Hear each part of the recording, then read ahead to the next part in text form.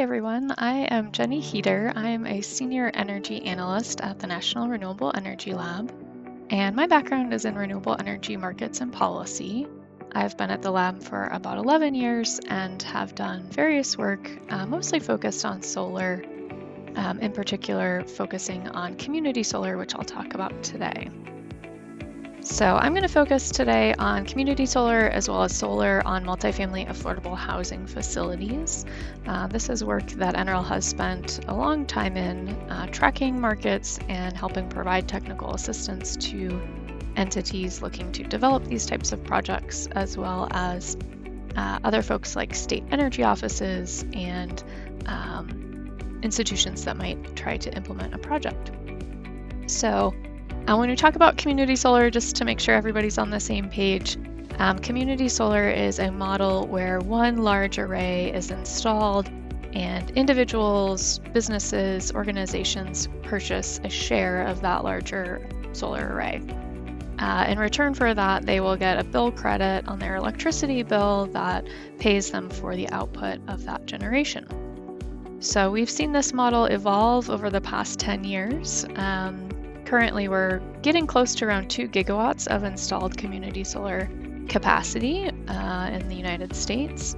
It is concentrated in a handful of states that have developed supportive policies and seen a lot of market growth, but overall we still do see development of some type of project in 39 states and Washington, D.C. A related type of project structure is solar on multifamily affordable housing. This is an area that has seen interest as states, utilities, and others are thinking about how to get the benefits of solar to low-income electricity ratepayers. And one way to streamline that transaction or that allocation of benefits is to focus on these multifamily affordable housing buildings where one single project can be installed on a rooftop, and then entities can, in some cases, give a bill credit directly to their tenants. If that's not possible because tenants are not paying their own electricity bills, there might just be one meter for the entire building or different structures. So if that is the case, then there are other ways that folks are thinking about trying to provide some of the savings and benefits to tenants in other ways. So these two different types of structures are essentially looking at how do we provide savings for solar to folks who may not be able to install or don't choose to install a solar project on their own facility. When we think about questions that might be useful for a community to ask when thinking about community solar, one of the biggest ones is really what is the main driver for your interest in community solar or solar on multifamily affordable housing? Some communities might be interested in pairing their solar array with a storage project and providing that resilience benefit. Other communities might be interested in ensuring that everyone in their community has access to solar and the lower electricity bill that might come as a result of that solar installation. Other communities might have different goals. They might be focused on carbon reduction. They might be focused really on providing solar to low-income residents in particular. So thinking through what are the goals of your project can really be helpful as you figure out what the best structure for that project might be.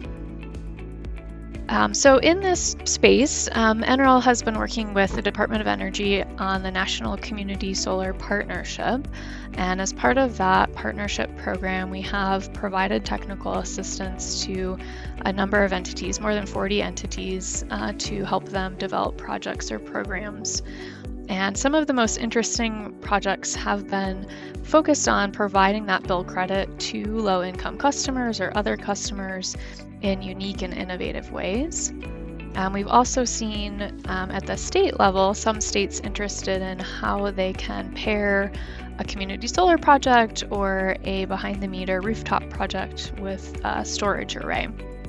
So the best example of this in terms of community solar and storage is in Massachusetts, where their state incentive framework does provide incentives for both community solar as well as storage, and developers are able to pair those two credits together to maximize the value that they'll receive for generation from those combined projects.